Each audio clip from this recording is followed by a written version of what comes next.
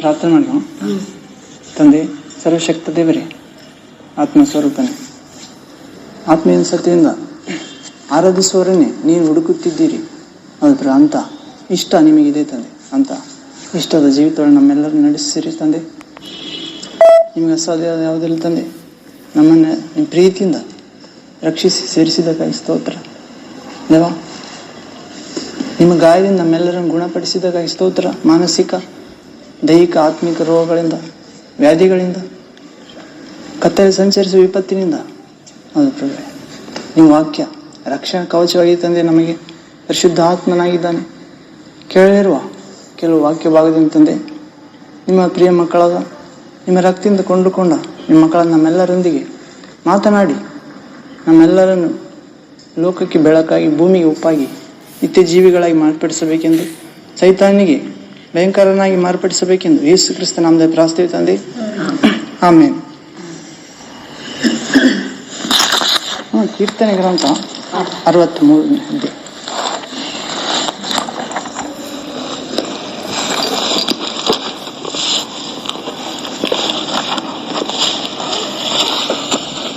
Psalm 63 1ರಿಂದ ಎಲ್ಲ ವಾಕ್ಯಗಳು ಓದಂತ.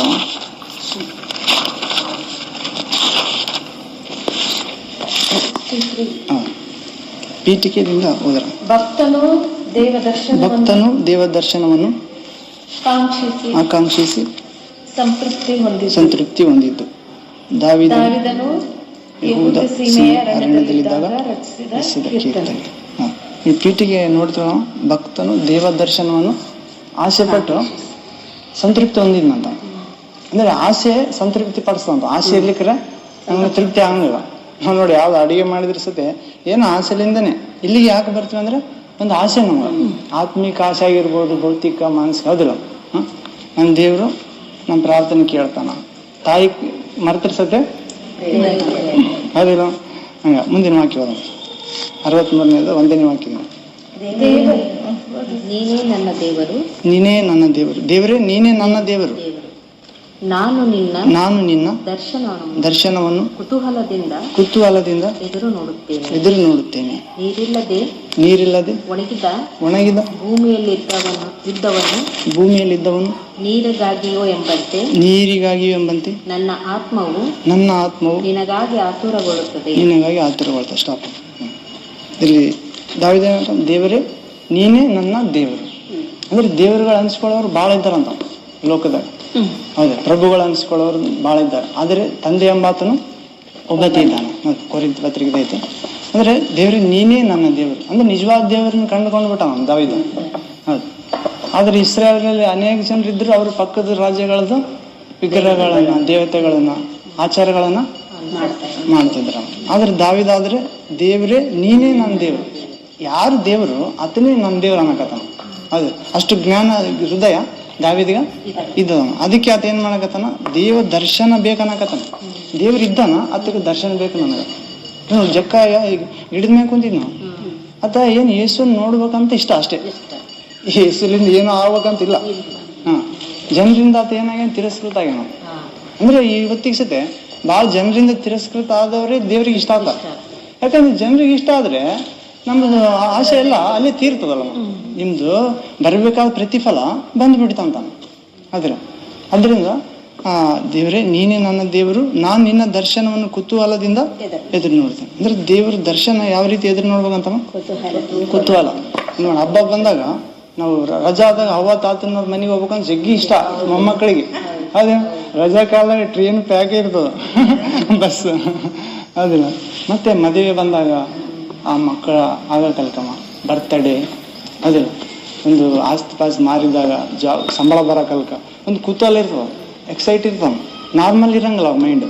ಅದಕ್ಕೆ ದೇವರು ದಾವೀದ ಏನಂತಾನ, ನಿನ್ನ ದರ್ಶನವನ್ನು ಕುತೂಹಲದಿಂದ ಎದುರು ನೋಡುತ್ತಿರುವೆ. ನೋಡೋಣ, ಕುತೂಹಲ ಅಂತಂದ್ರೆ ನಾವಿಲ್ಲಿ 9ನೇ ಅಂಶ ನೋಡೋಣ. ಯೆಶಾಯ ಪ್ರವಾದಿ ಗ್ರಂಥ 26ನೇ ಅಧ್ಯಾಯ 9ನೇ ವಾಕ್ಯ. ಯೆಶಾಯ ಪ್ರವಾದಿ ಗ್ರಂಥ 26ನೇ ಅಧ್ಯಾಯ 9ನೇ ವಾಕ್ಯ.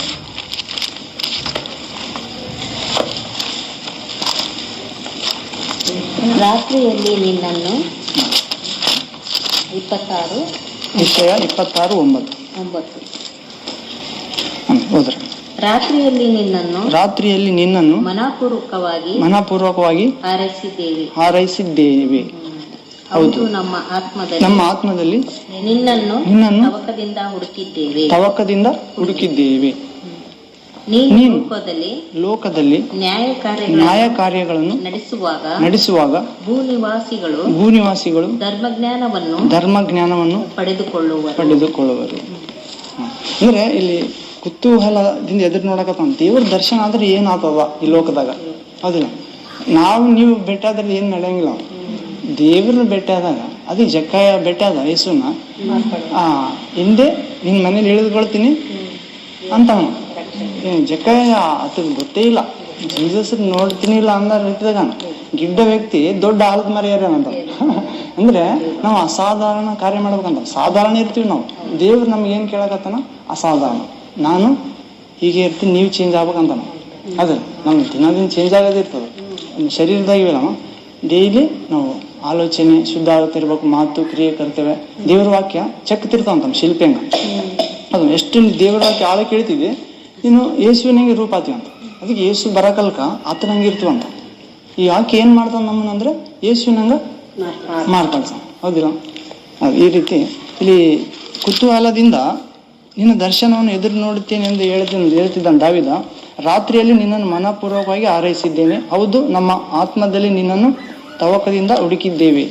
ಅಂದ್ರೆ ಇಸ್ರಾಯೇಲ್ ಮಾಡುವ ಸ್ತೋತ್ರ ಗೀತ ಅಂತ 26ನೇ ಪೀಠಿಕೆ. ಇಸ್ರಾಯೇಲ್ ಅಂದ್ರೆ ದೇವರಿಗೆ ಇಷ್ಟವಾದ ಜನ. ಹೌದಿಲ್ಲ, ಇಸ್ರಾಯೇಲ್ ನಿನ್ನ ಭಾಗ್ಯ ಇಷ್ಟ ಅಂತ ಐತೆ. ದೇವರ ಆದುಕೊಂಡ ಜನ ನಿನ್ನಂತ ಭಾಗ್ಯ ಯಾರಿಗಿದೆ? ಪ್ರಭುವನ್ನು ದೇವರಾಗಿ ಪಡೆದ ಜನಾಂಗ ಧನ್ಯ ಅಂತ.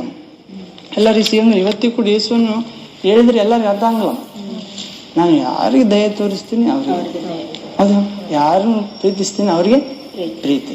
ಈಗ ನಮ್ಗ ಇದನ್ನ ನೋಡ್ತೇವೆ, ಎಸ್ತೇರು ಯಹೂದ್ರನ್ನ ರಕ್ಷಿಸಕಲ್ಕ ಮೊರ್ದೆಕೈ ಅದಕ್ಕೆ ಹೋಗಿ ನೀನು ಸಿದ್ಧ ಮಾಡೋಣ ರಾಣಿಯನ್ನಾಗಿ ಅಂದ್ರೆ ಆಕೆ ಆಮೇಲೆ ಲಾಸ್ಟಿಗೆ ಬರ್ತಾವ. ಪ್ರಾಣ ಹೋದ್ರೆ ಪರವಾಗಿಲ್ಲ, ರಾಜ ಅಪ್ಪನ ಇರ್ಲಾರ್ದು ಬರಬಾರ್ದು, ಅದ್ರ ಸತಿ ಬರ್ತಾಳ. ಆ ಚಿನ್ನದ ಕೋಲ್ ತೋರಿಸ್ತಾನ, ಯಾಕಂದ್ರೆ ಅಪ್ಪನ ಇರ್ಲಾರ್ದು ಬರಬಾರ್ದು. ಆದ್ರೆ ರಾಜನ ದಯೆ ದೊರಕಿತಾಕಿ. ಹೌದಿಲ್ಲ, ಈ ಯೇಸುವಿನ ತಾಯಿ ಮದರ್ ಮೇರಿಗೆ ಸತ್ಯ ಆಕಿಗೆ ಸತ್ ದೇವರ ದಯೆ, ಗಬ್ರಿಯಲ್ ದೇವರ ದಯೆ ಹೊಂದಿದ ಶುಭವಾಗಿ. ಅದು ಮೋಶೆಗೆ ಕೂಡ ದೇವರ ದಯೆ ದೊರಕಿತ್ತು. ಅವರೆಲ್ಲ ಪಾಪ ಮಾಡಕತ್ತಿರ್ತಾರ. ಸ್ವಾಮಿ ಈ ಮೋಶೆಗೆ ದೇವ್ರ ಅಂತಾನ, ನೀನ್ ಸರಿ ಅಡ್ಡ ಪ್ರಾರ್ಥಿಸಬೇಡ, ನಾನು ಅವ್ರನ್ನೆಲ್ಲ ನಾಶ ಮಾಡಿ ನಿನ್ನಿಂದ ಹೊಸ ಜನಾಂಗ. ಅದಕ್ಕೆ ದೇವ್ರಿಗೆ ಆಲೋಚನೆ ಕೊಡ್ತಾನ. ದೇವ್ರಿಗೆ ಗೊತ್ತು ಮೋಶೆಗಿಂತ ದೇವ್ರ ದೊಡ್ಡತ, ಆದ್ರೂ ಕೂಡ ಮನುಷ್ಯ ದೇವ್ರಿಗೆ ಆಲೋಚನೆ ಕೊಡಬಹುದು. ದೇವ್ರು ಸ್ವೀಕರಿಸೋ ಸಮಯದಾಗ ಐದಾನ ಅಂತ ಅಲ್ಲಿ ತೋರ್ಸಕ್ ಇದ್ದದ.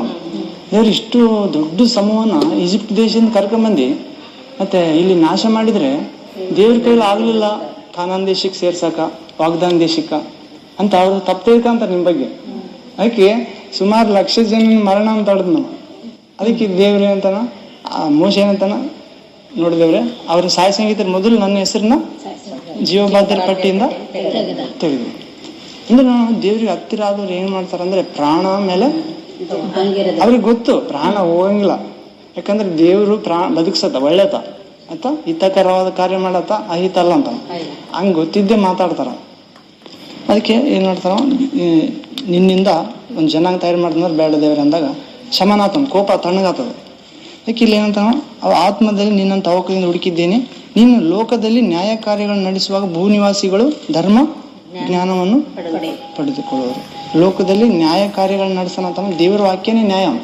ಹೌದಿಲ್ಲ, ದೇವ್ರ ದರ್ಶನ ಕೊಟ್ರೆ ದೇವ್ರ ನಿಂಬಾಲಿಸಿದಾಗಿ ನಾವು ನ್ಯಾಯವಂತರಾಗ್ತೀವಿ. ಯಾಕಂದ್ರೆ ದೇವ್ರ ವಾಕ್ಯ ಇದು ಮಾಡು ಇದು ಮಾಡಬೇಡ, ಹೌದಿಲ್ಲ, ಕಲಿಸ್ತದ. ಟೀಚರ್ ತರ ಇದು, ತಾಯಿ ತರ ತಂದೆ ತರ ಐತಿ ದೇವ್ರ ವಾಕ್ಯ. ಭೂನಿವಾಸಿಗಳು ಧರ್ಮ ಜ್ಞಾನವನ್ನು ಪಡೆದುಕೊಳ್ತಾರಂತ. ಯಾವ ಜ್ಞಾನ? ಅಂದ್ರೆ ಜ್ಞಾನ ಐತಂತವ, ಲೋಕಜ್ಞಾನ ಐತೆ, ಧರ್ಮಜ್ಞಾನ, ದೈವಜ್ಞಾನ, ಆತ್ಮಜ್ಞಾನ, ವಾಕ್ಯ ಜ್ಞಾನ. ಬರ್ತಾ ಬರ್ತಾ ಜ್ಞಾನದ ರೂಪ ಚೇಂಜ್ ಆಗ್ತಾವ. ಪ್ರಕಟಣೆ ಗ್ರಂಥ ಹೋಗ್ತಾ ಬೆಳವಣಿಗೆ ಆಗ್ತದ. ಹೌದಿಲ್ಲ, ಪಾಪ ಎಲ್ಲಿ ಹೆಚ್ಚಾದ ಅಲ್ಲಿ ದೇವ್ರ ಕೃಪೆ ಜಾಸ್ತಿ ಆಕ್ಯಂತ ಹೋಗ್ತದ. ಹೌದಿಲ್ಲ, ಹಾಗೆ ಮೊದಲನೇ ಶತಮಾನದಾಗೆ ಪಾಪ ಜಾಸ್ತಿ ಆಯ್ತು ಅಂತ ಹೇಳಿದ್ದ ಪೌಲ, ಅಂತ್ಯಕಾಲ ಅಂತ. ಯಾವಾಗ ಹೇಳ ನಮ್ಮ 1ನೇ ಶತಮಾನದಾಗ ಅಂತ್ಯಕಾಲ ಅಂತ ಹೇಳ. ಮತ್ತೆ ಇದು ಇನ್ನು ಎಷ್ಟು ಅಂತ್ಯಕಾಲ. ಆದ್ರೆ ಕೃಪೆ ಸತಿ ಜಾಸ್ತಿ ಆಗ್ತಾವಂತ. ಅಂದ್ರೆ ದೇವ್ರ ದರ್ಶನ ಜಾಸ್ತಿ ಆಗ್ತಾರ, ದೇವ್ರದ್ದು ಸೇವಕರು ದೊಡ್ಡ ದೊಡ್ಡವರು ಎದ್ದೇಳಿಸ ಅವಕಾಶ ಐತೆ. ಮತ್ತೆ ತಿಳಿಬೇಕು ಇದು ಕೃಪಾಕಾಲ ಮುಗಿದೋಗೆಲ್ಲ ಇನ್ನೂ ಇದೆ. ಒಂದು ಇದ್ರಾಗೈತಮ್ಮ, ಯಾವುದಂದ್ರೆ ನಮ್ದು ಯೋಹಾನ 1ನೇ ಪತ್ರಿಕೆ 4ನೇ ಅಧ್ಯಾಯದಾಗೈತೆ. ಅಡ್ಡಿಪಡಿಸುವ ಆತನು ತೆಗೆದು ಹಾಕಲ್ಪಡೋ ತನಕ ಆತ ರಹಸ್ಯವಾಗಿ ಕಾರ್ಯ ಮಾಡ್ತಾನಂತ ಆಂಟಿ ಕ್ರೈಸ್ಟ್, ಕ್ರಿಸ್ತ ವಿರೋಧ. ಇವಾಗ ಮಾಡಾಕತ್ತಾನ ಕ್ರೈಸ್ತರನ್ನ, ಬಲಹೀನ ಕ್ರೈಸ್ತರನ್ನ ಆ ಸಭೆಗಳಿಗೆ ಸೇರಿಸ್ಕೊಂತಾನೆ. ಆ ಸಭೆ ಅಲ್ಲ ಅದು, ವಾಕ್ಯ ಪ್ರಕಾರ ನಡೆಯಂಗಿಲ್ಲ ಅದು. ಯಾರು ಯೇಸು ಇನ್ನೂ ನನಗೆ ಕೇಳಿದ್ದು ಕೊಟ್ಟಿಲ್ಲ, ಯಾರು ವಾಕ್ಯ ಪ್ರಕಾರ ನಡಿಲಾರ್ದ ಬರೀ ದೇವ್ರು ಅನ್ನೋರು, ಹೌದು, ಅವ್ರನ್ನ ಸುಳ್ಳ ಸಭೆಗೆ ಹೇಳ್ತಾನೆ. ಅದು ನಿಜವಾದ ಸಭೆ ಅಲ್ಲ. ಮತ್ತೆ ಇದೇ ರಹಸ್ಯವಾಗಿ ಮಾಡಾಕತ್ತಾನ. ಆ ಪವಿತ್ರ ಆತ್ಮ ತಗೊಂತಾನಂತ ದೇವ್ರು ವಾಪಸ್. ಅಂದ್ರೆ ಯೇಸು 2ನೇ ಆಗಮದಾಗ ಪವಿತ್ರ ಆತ್ಮ ಇದ್ದವರೆಲ್ಲ ಹೋಗ್ಬಿಡ್ತಾರೆ, ಹೌದಿಲ್ಲ? ಪವಿತ್ರ ಆತ್ಮ ಇದ್ದವ್ರೆ ಎದ್ದೊಳ್ತಾರ ಅಂತ ಹೇಳ್ತಾರೆ ವಾಕ್ಯ. ಬೇರೆಯವ್ರು ಎದ್ದೊಳಂಗಿಲ್ಲ, ಹೌದು. ಯಾಕಂದ್ರೆ ಯೇಸುವನ್ನು ಸತ್ತವರೊಳಗೆ ಎಬ್ಬಿಸಿದ ದೇವರಾತ್ಮ ನಿಮ್ಮಲ್ಲಿ ನೆಲೆಗೊಂಡಿದ್ರೆ ನಿಮ್ಮ ನಶ್ವರ ಶರೀರಗಳನ್ನು ತನ್ನ ಮಹಿಮಾ ಶರೀರದಂತೆ ಮಾರ್ಪಡಿಸ್ತಾನೆ. ಅದಕ್ಕಿನ್ನ ಪವಿತ್ರಾತ್ಮ ಯಾಕೆ ಹೊಂದಿಬೇಕಂದ್ರೆ ಯೇಸು ಬರೋ ಕಾಲಕ್ಕೆ ಎದ್ದೊಳ್ತದೆ. ನನ್ನ ಸ್ವರವನ್ನು ಕೇಳಿ ಸಮಾಧಿಯಿಂದ ಎದ್ದು ಹೊರಗಡೆ ಬರುವ ಕಾಲ ಬರ್ತದ, ಈಗಾಗಲೇ ಬಂದಿದ ಅಂತ ಹೇಳಿ ನಾವು. ಯಾಕಂದ್ರೆ ಆತ ಜೀವ ಪುನರುತ್ಥಾನಾಗ್ಯಾನ. 2ನೇ ಸಲ ಬಂದಾಗ ಅಷ್ಟೇ ಪುನರುತ್ಥಾನ ಅಲ್ಲ ಆತ ಆದಿ ಅಂತ ಮೊದಲೇ ದೊಡ್ಡಾತ ಸಣ್ಣ ತಾಯಿ ಬಂದಾನಷ್ಟೇ ನಮಗೋಸ್ಕರ. ಈ ರೀತವ ಕೀರ್ತನೆ 63ಕ್ಕೆ ಹೋಗ್ರಿ ರಿವರ್ಸು. ನೀರಿಲ್ಲದೆ ಒಣಗಿದ ಭೂಮಿಯಲ್ಲಿ ನೀರಿಗಾಗಿಯೂ ಎಂಬಂತೆ ನನ್ನ ಆತ್ಮವು ನಿನಗಾಗಿ ಆತುರಗೊಳ್ಳುತ್ತದೆ, ಶರೀರವು ಕುಂದಿ ಹೋಗುತ್ತದೆ. ನೀರಿಲ್ಲದ ಒಣಗಿದ ಭೂಮಿಯಲ್ಲಿ ಇದ್ದವನು ಅಂದ್ರೆ ನೀರಿರ್ಲಾರ್ದ ಒಣಗಿದ ಭೂಮಿಯಲ್ಲಿ ಇದ್ದವ್ರು ಹೆಂಗಿರ್ತಾರ? ನೀರು ಬೇಕಷ್ಟೇ ಅವ್ರಿಗೆ. ನೀರು ಬೇಕಷ್ಟೇ. ಅವರು ಯಾವ್ದು ನೀರು, ಹೊಲಸು ನೀರು, ಚೆನ್ನಾಗಿದ್ದು ಏನ್ ಕೇರ್ ಮಾಡಂಗಿಲ್ಲ. ಒಟ್ಟ ಲಿಕ್ವಿಡ್ ಫಾರ್ಮ್ ಬೇಕು, ಹೌದಿಲ್ಲ? ಹಂಗ ನೀರಂದ್ರೆ ಯಾವ್ದಕ್ ಸೂಚನೆ? ಇವಾಗ ವಾಕ್ಯ. ಹಾಗೆ ನಾನು ವಿಶ್ವಾಸ ಇಡುವವನ ಹೊಟ್ಟೆಯೊಳಗಿಂದ ಜೀವ ನದಿ ಹರಿದು ಬರ್ತದೆ. ಆ ನೀರು ನಿತ್ಯ ಜೀವಕ್ಕೆ ಹರಿದುಕೊಂಡು ಹೋಗ್ತಾನೆ. ಅಂದ್ರೆ ದಾವಿದ ಸಾಮಾನ್ಯ ನೀರಿಗಾಗಿ ಹೇಳವಲ್ಲ ನಮ್ಮ. ಆ ಉದಾಹರಣೆಯಾಗಿ ಅಡವಿಯಲ್ಲಿ ಮರುಭೂಮಿಯಲ್ಲಿ ನೀರಿಲ್ಲದ ಜಾಗದಾಗ ಇದ್ದತ ನೀರಿಗಾಗಿ ಹೇಗೆ ದಾಹ ಪಡ್ತಾನ, ಆ ಜಿಂಕೆ ಯಾವ ರೀತಿ ದಾಹ ಪಡ್ತದ ನೀರಿನ ಸಲಗೆ, ನನ್ನ ಆತ್ಮ ನಿನಗಾಗಿ ತವಕ ಪಡ್ತದೆ. ಮತ್ತೆ ಕುಂದಿ ಹೋಗ್ಯದಂತ ಶರೀರ, ಹೌದಿಲ್ಲ? ಶರೀರ ನಾವೊಂದು ವಾಕ್ಯ ಶರೀರ ಯಾಕೆ ಕಂದಿ ಹೋತಂದ್ರ ನಾವು ದೇಹದಲ್ಲಿ ಬಾಧೆ ಪಟ್ಟವರು ಪಾಪದ ವಶದಿಂದ ತಪ್ಪಿಸಿಕೊಳ್ತಾರಂತ. ದೇಹದಲ್ಲಿ ಬಾಧೆ ಪಟ್ರೆ, ಯಾಕಂದ್ರೆ ಪಾಪ ಮಾಡಿದ್ರೆ ದೇಹ ಇಷ್ಟಪಡಂಗಲ್ಲ, ದೇಹ ಕುಂದಿ ಹೋಗ್ತದೆ, ಹೌದಿಲ್ಲ? ನಮ್ಮ ತ್ಯಾಗ ಮಾಡಿದ್ರೆ, ನಮ್ಮ ಇನ್ನೊಬ್ಬರಿಗೆ ಕೊಟ್ರೆ ಈ ದೇಹ ಒಪ್ಪಿಗೆಂಗಿಲ್ಲ, ಹೌದಿಲ್ಲ? ಅವಾಗ ಅದೇನಾದ್ರು ಕಂದಿ ಹೋತಾನ. ನಾವು ಇನ್ನೊಂದು ಹಾಕಿ ನೋಡೋಣ, 143ನೇ ಕೀರ್ತನೆ 6ನೇ ವಾಕ್ಯ.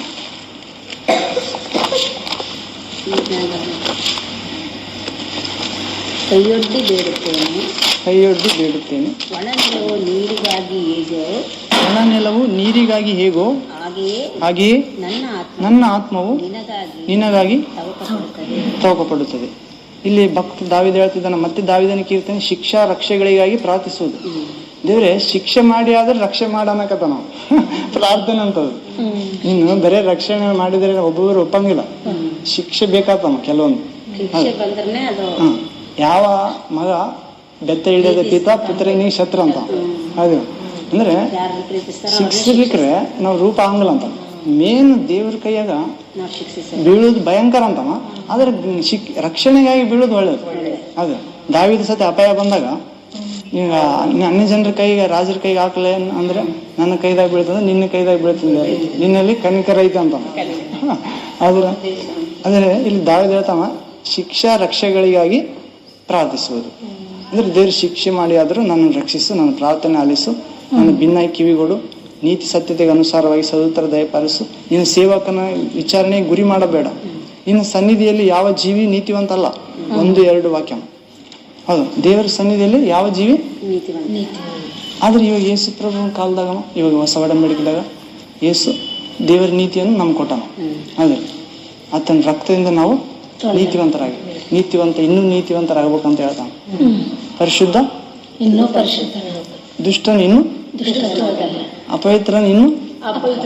ಈಗ ಬೇಗನೆ ಬರುತ್ತೀನಿ, ಅವ್ರಿಗೆ ಕೊಡಬೇಕಾದ ಪ್ರತಿಫಲ ನನ್ನ ಕೈಯಲ್ಲಿ ಇದೆ.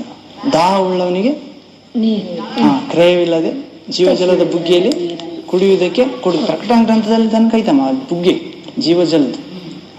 ಅಂದ್ರೆ ದಾವೀದಿಗೆ ಗೊತ್ತಮ್ಮ, ಅದಕ್ಕೆ ದೇವರಿಗೆ ದಾವೀದಿಗೆ ಅಂತ ಹೃದಯ ಪ್ರಿಯ. ಯಾಕಂದ್ರೆ ಅಂತ ಎಷ್ಟು ರಾಜ ಆದರ್ಸತ್ತೆ, ಏಳಾವರ್ತಿ ಸುತ್ತಿಸ್ತಿದ್ನಂತ, ಪ್ರಾರ್ಥಿಸ್ತಿದ್ನಂತಮ್ಮ. ಮತ್ತೆ ಏನನ್ನ ರಾಜ ಆದರ್ಸತ್ತೆ ಪ್ರವಾದಿಗಳಿಗೆ ತಗ್ಗಿಸ್ಕೊಂತಿದ್ನಂತ. ಬೇರೆ ರಾಜ ಆದ್ರೆ ಪ್ರವಾದಿಗಳನ್ನ ಸಾಯಿಸ್ತಿದ್ರು. ಆದ್ರೆ ದಾವೀದ ದೇವರ ಹೃದಯಕ್ಕೆ ತಕ್ಕಂಗೆ ನಡ್ಕೊಂತಿದ್ನಂತ. ಇಲ್ಲಿ ನಾವು ನೋಡಿದವ, ಕೈಯೊಡ್ಡಿ ಬೇಡುತ್ತೇನೆ, ಒಣ ನೆಲವು ನೀರಿಗಾಗಿ ಹೇಗೋ ಹಾಗೆ ನನ್ನ ಆತ್ಮ ನಿನಗಾಗಿ ತವಕಪಡ್ತದೆ. ಅಂದ್ರೆ ನಮ್ಮ ಹೃದಯ ಒಂದು ಒಣ ನೆಲ ಇದ್ದಂಗ, ಹೌದಿಲ್ಲ? ಅಲ್ಲಿ ಪ್ರೀತಿ ಇಲ್ಲದಿದ್ರೆ ಒಣ ನೆಲ, ಶಾಂತಿ ಇಲ್ಲದಿದ್ರೆ, ಆನಂದ, ದಯೆ, ಒಳ್ಳೆತನ, ತಾಳ್ಮೆ ಇವೆಲ್ಲ ಇದಾವ ಫಲಗಳು, ಪವಿತ್ರಾತ್ಮ. ಅವೆಲ್ಲ ಇಲ್ಲ ಅಂದ್ರೆ ಒಣ ನೆಲ ಅಂತ. ಅದಕ್ಕೆ ನಾವು ಯಾವುದಕ್ಕಾಗಿ ಕೈ ಒಡ್ಡು ಬೇಡ್ಬೇಕಂತವ? ನೀರಿಗಾಗಿ. ಅಂದ್ರೆ ಪವಿತ್ರಾತ್ಮ ಫಲಗಳಂತ, ದೇವ್ರ ಗುಣಗಳನ್ನು ನಾವು ಪಡಿಬೇಕಂತ. ಆ ಗುಣ ಇದ್ರೆ ಮಾತ್ರ ನಾವು ದೇವ್ರ ಕಡೆಯವರಾತೀವಂತ. ಆ ಶಕ್ತಿಯನ್ನು ಸೈತಾನಿಗೆ ಸತಿ ಶಕ್ತಿ ಇರ್ತಾವ, ಸಂಸೋನಿಗೆ ಸತಿ ಶಕ್ತಿ ಕೊಟ್ಟ, ಅದಿಲ್ಲ ಶಕ್ತಿಯನ್ನು ಅನ್ಯ ಜನರಿಗೆ ಸತಿ ಇರ್ತದೆ. ಓದಿರಂಗಲ್ಲ, ಭಾಳ ಶಕ್ತಿ ಇರ್ತದ. ಒಂದು ಕಲ್ಲು ಹೆಂಗ್ ಓದ್ಬೇಕಂತ ಗೊತ್ತಿಲ್ಲ, ಮೈ ಹಾಕೊಂಡ್ಬಿಡ್ತಾರೆ. ಯಾಕಂದ್ರೆ ಜ್ಞಾನ ಯೂಸ್ ಆಗಲ್ಲ, ಹೌದಿಲ್ಲ? ಅದಕ್ಕೆ ಶಕ್ತಿಯೊಂದಿಗೆ ಜ್ಞಾನ ಬೇಕು. ಇಲ್ಲಿ ಕೈಯೊಡ್ಡಿ ಬೇಡುತ್ತೇನೆ, ಒಣ ನೆಲವು ನೀರಿಗಾಗಿ ಹೇಗೋ ಹಾಗೆ ನನ್ನ ಆತ್ಮವು ನಿನಗಾಗಿ ತವಕಪಡ್ತದೆ. ನಮ್ಮ ಆತ್ಮ ಅಂದ್ರೆ ನಮ್ಮ ನಿಜವಾದ ವ್ಯಕ್ತಿ ಯಾರಂತವ?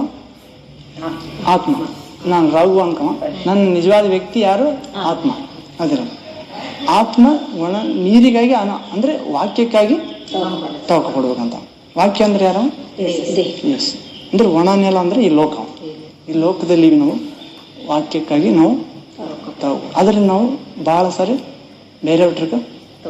ಅದಕ್ಕೆ ಮೊದಲು ದೇವರ ರಾಜ್ಯಕ್ಕಾಗಿ ನೀತಿಯಾಗಿ ತವಕ ಪಟ್ರೆ ಎಲ್ಲ ಇಲ್ದಿದ್ರೆ ಸ್ವಲ್ಪ ಸ್ವಲ್ಪ ಸಿಗ್ತಾವ. ಅನ್ಯ ಜನರಿಗೆ ನಮಗಿಂತ ಚೆನ್ನಾಗಿರ್ತಾರೆ. ಇದು ಅವಮಾನ. ಯಾಕಂದ್ರೆ ನಾವು ದೇವ್ರ ವಾಕ್ಯನ ಮೀರಿ ದೇವ್ರ ವಾಕ್ಯ ಅನುಸರಿಸೋದು ಪ್ರೀತಿ ಅಂತ. ಓವರ್ಕಮ್ ಅಂದ್ರೆ ಅದನ್ನ ತಳ್ಳಿದ್ರೆ ಪಾಪ. ಅದನ್ನ ನಾವು ನೋಡ್ತೀವಿ. ಲಾಸ್ಟ್ ವಾಕ್ಯ ಅಂದ್ರೆ 63ನೇ ಕೀರ್ತನೆ 3ನೇ ವಾಕ್ಯ. ನಿನ್ನ ಪ್ರೇಮಾನುಭವ 2ನೇ ವಾಕ್ಯ. ಸರ್, ನಿನ್ನ ಮಂದಿರದಲ್ಲಿ ನಾನು ನಿನ್ನ ಮಹತ್ತನ್ನು ಪ್ರಭಾವವನ್ನು ಕಂಡ ಪ್ರಕಾರ ಈಗಲೂ ಕಾಣಬೇಕೆಂದು ಅಪೇಕ್ಷಿಸ್ತೇನೆ. ಸಾಕು. ಅಂದ್ರೆ ಇಲ್ಲಿ ದಾವೀದನಿಗೆ ಮಂದಿರದಲ್ಲಿ ದೇವರ ಮಹತ್ತು ಪ್ರಭಾವ ಕಾಣುವ ಅನುಭವ ಇದ್ದದ. ಯಾವ ರೀತಿ ನನ್ನ ದೇವಾಲಯದಲ್ಲಿ ನಿನ್ನ ಮಹತ್ವ ಪ್ರಭಾವ ಅನುಭವಿಸಿದೇವ್ರೆ, ಈ ಅರಣ್ಯದಲ್ಲಿ ಸತೆ, ನೀರಿಲ್ಲದ ಒಣಗಾಡಿನಲ್ಲಿ ಸತೆ, ಶರೀರ ಕುಂದಿ ಹೋದಾಗ ಸತೆ ನನ್ನ ಆತ್ಮಕ್ಕೆ ನೀಡು. ಆದ್ರೆ ನಾವು ಬರೀ ಚರ್ಚಿನಾಗಿದ್ದಾಗ ಅಷ್ಟೇ ನಾವು ದೇವ್ರ ಕಡೆಯವರಾಗಿರ್ಬಾರ್ದು. ಹೊರಗಡೆ ಒಣ ನೆಲದಾಗ ಹೋದಾಗ, ಹೌದಾ? ಮತ್ತೆ ಕೆಲಸದಲ್ಲಿ ಹೋದಾಗ, ಯಾರು ನಮಗ ಪ್ರೀತಿಸಲಾರ್ದಾಗ, ಅದು ದಾವೀದ ನೋಡಿ ಸೌಲಿಂದ ಓಡಿಸ್ಕೊಂಡು ಹೋದ್ನಮ್ಮ, ಯೆಹೂದ ಸೀಮೆ ಅರಣ್ಯದಲ್ಲಿ ಓಡೋಕತ್ತಾನ. ಅದಕ್ಕೆ ದೇವರ ನಿನ್ನ ಮಂದಿರದಲ್ಲಿ ಏನು ಅನುಭವಿಸ್ತೀನಿ ದೇವ್ರ ನಾನು ಈಗಲೂ ಕಾಣಬೇಕೆಂದು ಅಪೇಕ್ಷಿಸ್ತೀನಿ. ಯಾವಾಗ? ಒಣ ಭೂಮಿಯಲ್ಲಿ ಇದ್ದಾಗ, ಹೌದು, ಶರೀರ ಕಂದಿ ಹೋದಾಗ. ಇನ್ನೊಂದು ವಾಕ್ಯ, ಅದೇ 3ನೇ ವಾಕ್ಯ. ನಿನ್ನ ಪ್ರೇಮ ಅನುಭವವು ಜೀವಕ್ಕಿಂತ ಶ್ರೇಷ್ಠ, ನನ್ನ ಬಾಯಿ ನಿನ್ನನ್ನು ಕೀರ್ತಿಸುವುದು. ನಿನ್ನ ಪ್ರೇಮ ಅನುಭವ ಜೀವಕ್ಕಿಂತ ಶ್ರೇಷ್ಠ. ಜೀವ ಅಂದ್ರೆ ಏನು? ಈ ಲೋಕಕ್ಕೆ ಸಂಬಂಧಪಟ್ಟಿದ್ದ ಜೀವ. ನಿತ್ಯ ಜೀವ ಅಂದ್ರೆ ಪರಲೋಕ ಸಂಬಂಧ. ನಿನ್ನ ಪ್ರೇಮ ಅನುಭವ ಜೀವಕ್ಕಿಂತ, ಈ ಲೋಕ ಜೀವಕ್ಕಿಂತ ಶ್ರೇಷ್ಠ ಅಂತ. ಯಾರ ಪ್ರೇಮ ಅನುಭವ? ದೇವರ ಪ್ರೇಮ ಅಂದ್ರೆ ನೋಡ, ಪ್ರೀತಿ ಬೇರೆ ಅದ, ಪ್ರೇಮ ಬೇರೆ ಅದ. ಪ್ರೇಮ ಗಂಡ ಹೆಂಡತಿ ನಡುವಿರೋದ, ಅದೇ ಅಂದ್ರೆ ಸಾಮಾನ್ಯವಾಗಿ, ಹೌದಿಲ್ಲ? ಅಂದ್ರೆ ದೇವರು ಮೊದಲಿಂಗ ಅಂತ ನಾವು ಮೊದಲಿಗೆ ಇದ್ದೀವಿ, ಹೌದಿಲ್ಲ? ಅಂದ್ರೆ ವಾಕ್ಯ ಪ್ರಕಾರ ಪೌಲ ಏನಂತಾನ? ಶುದ್ಧವಾದ ಕನ್ನಿಕೆ ಎಂಬಂತೆ ನಿಮ್ಮನ್ನು ನಾನು ಯೇಸು ಕ್ರಿಸ್ತನ ವರನಿಗೆ ನಿಶ್ಚಿತಾರ್ಥ ಮಾಡೀನಿ. ಅಂದ್ರೆ ನಿನ್ನ ಪ್ರೇಮ ಅನುಭವ ಜೀವಕ್ಕಿಂತ ಶ್ರೇಷ್ಠ, ನನ್ನ ಬಾಯಿ ನಿನ್ನನ್ನು ಕೀರ್ತಿಸ್ತು. ಯಾಕೆ ಕೀರ್ತಿಸಕತ್ತಾನ? ಆತನ ಪ್ರೇಮ ಅನುಭವ ಜೀವಕ್ಕಿಂತ. ಅಂದ್ರೆ ಒಂದು ಕಾರಣ ಇರ್ಬೇಕಂತ. ದೇವರನ್ನ ಪ್ರೇಸ್ ಮಾಡಕಲ್ಕ ಒಂದು ಉದ್ದೇಶ ಇರ್ಬೇಕು, ಒಂದು ಅನುಭವ ಇರ್ಬೇಕು. ಅದರಿಂದ ಎಲ್ಲರೂ ಸ್ತೋತ್ರ ಮಾಡ್ತಾರ ಅಂದ್ರೆ ಅದು ಐಡಲ್ ಆತಂತ, ಅಂದ್ರೆ ಅದ್ರಾಗ ಏನಿರಂಗ ಅಂತ ಶಕ್ತಿ, ವಿಗ್ರಹ ಆತಂತ. ಈ ರೀತಿ ಮತ್ತು ಪರಮಗೀತೆ 8ನೇ ಅಧ್ಯಾಯ 9ನೇ ವಾಕ್ಯ. ನಿನ್ನ ಪ್ರೇಮಾನುಭವವು ಜೀವಕ್ಕಿಂತ ಶ್ರೇಷ್ಠ. ಇವೆಲ್ಲ ನಮ್ಮ ನೆನಪಿನಾಗ ಇರ್ಬೇಕು. ದೊಡ್ಡ ವಾಕ್ಯಗಳು ಅಂದ್ರೆ ಎಲ್ಲ ದೊಡ್ಡವೇ. ನನ್ನ ಹಾಕಿ ನಿಮ್ಮಲ್ಲಿ, ನೀವು ನನ್ನಲ್ಲಿ. ಅವಾಗ ಏನು ಬೇಕಾದ್ರೂ ಕೇಳಂಗಿಲ್ಲ, ನಿಜವಾಗಿ ಅದನ್ನ ಕೊಡ್ತಾನೆ. ನಾವೇನು ಮಾಡ್ತೀವಿ, ಕೇಳ್ಬೇಕಂತ ಇಟ್ಕೊಂತೀವಿ. ಅದು ದೇವ್ರಿಗೆ ಗೊತ್ತದ ಇಲ್ಲ. ಪರಮಗೀತೆ 8ನೇ ಅಧ್ಯಾಯ 9ನೇ ವಾಕ್ಯ. ಅವಳು ಕೋಟೆಯಾದರೆ 8ನೇ ಅಧ್ಯಾಯ 6ನೇ ವಾಕ್ಯ. ನಿನ್ನ ಹೃದಯದ ಮೇಲೆ ನಿನ್ನ ಕೈಯಲ್ಲಿ ನನ್ನನ್ನು ಮುದ್ರೆಯನ್ನಾಗಿ ಧರಿಸಿಕೋ. ಪ್ರೀತಿಯು ಮರಣದಷ್ಟು ಬಲವಾಗಿದೆ. ಅಲ್ಲಿ ನೋಡಿದವ ನಾವು ಕೀರ್ತನೆ 63ನೇ ಅಧ್ಯಾಯ 3ನೇ ವಾಕ್ಯದಾಗ ನಿನ್ನ ಪ್ರೇಮ ಅನುಭವ ಜೀವಕ್ಕಿಂತ ಶ್ರೇಷ್ಠ. ಇಲ್ಲಿ ಏನಂತ ನಾವು ಪ್ರೇಮ ಅಂದ್ರೆ ಅಂದ್ರೆ ಪ್ರೀತಿ ಒಂದೇ ನಾಣ್ಯದ 2 ಮುಖವು. ಇಲ್ಲಿ ಏನಂತ ಪ್ರೀತಿಯು ಮರಣದಷ್ಟು ಬಲವಾಗಿದೆ. ಆ ಪ್ರೀತಿನ ಏನ್ ಮಾಡ್ಬೇಕಂತ ನಮ್ಮ ಹೃದಯದ ಮೇಲೆ ಧರಿಸಿಕೊಳ್ಬೇಕಂತ. ನಮ್ಮ ಹೃದಯದ ಮೇಲೆ ಕೈಯಲ್ಲಿ ಮುದ್ರೆಯನ್ನಾಗಿ, ಹೃದಯದ ಮೇಲೆ ಮುದ್ರೆ, ಕೈಯಲ್ಲಿ ಪ್ರೀತಿ ಮರಣದಷ್ಟು ಬಲ. ಯಾರು ಬರ್ತಾರ ಇದು? ಸೊಲೊಮನ್.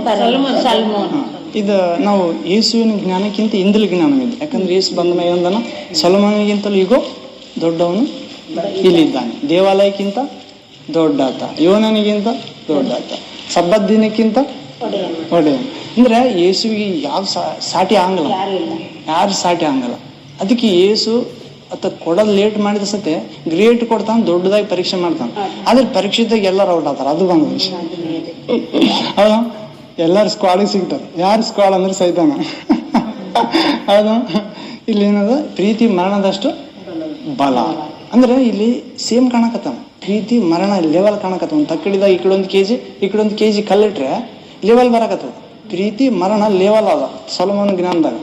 ಆದ್ರೆ ಯೇಸು ಪ್ರಭು ಏನಂತ ನೋಡಿದ್ವ ನಾವು, ರೋಮಪತ್ರಿಕೆ 8ನೇ ಅಧ್ಯಾಯ, ಪೌಲ ರೋಮಪತ್ರಿಕೆ 8ನೇ ಅಧ್ಯಾಯ